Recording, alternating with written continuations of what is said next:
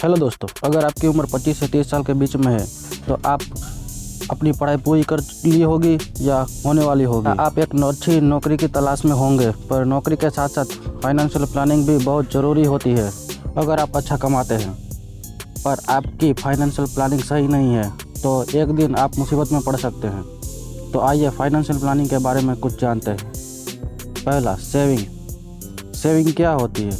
मान लीजिए कि आप अपनी इनकम का 10% हिस्सा सेविंग के लिए रखते हैं चाहते हैं, तो उसे अलग रखने के बाद ही आप अपने दूसरे खर्च के बारे में सोचेंगे। दूसरा, इन्वेस्टमेंट।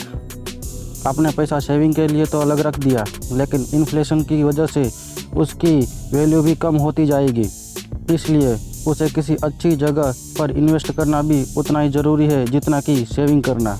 तीसरा, power of compounding. Power of compounding को दुनिया का 8वां अजूबा भी कहा जाता है।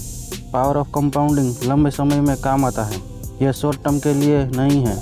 पावर ऑफ कंपाउंडिंग से आपके पैसे जादुई तरीके से बढ़ते हैं, जिससे आपको लॉन्ग टर्म में बहुत फ़ायदा हो सकता है। Types of income. पहला, एक्टिव इनकम। इससे आपको खुद काम करने की ज़रूरत होती है।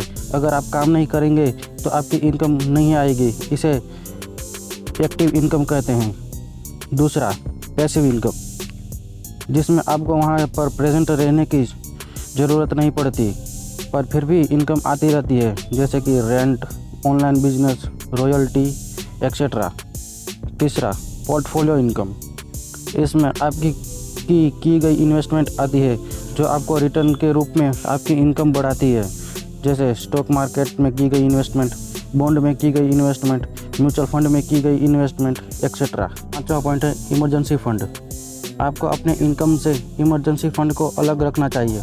अगर आप ऐसा नहीं करते हैं तो किसी भी प्रॉब्लम में पड़ सकते हैं। हर कंपनी अपने प्रॉफिट का कुछ हिस्सा इमरजेंसी फंड के लिए अलग रखती है, जिससे कंपनी पर कोई मुसीबत आती है तो वे आसानी से उसका सामना कर सकें।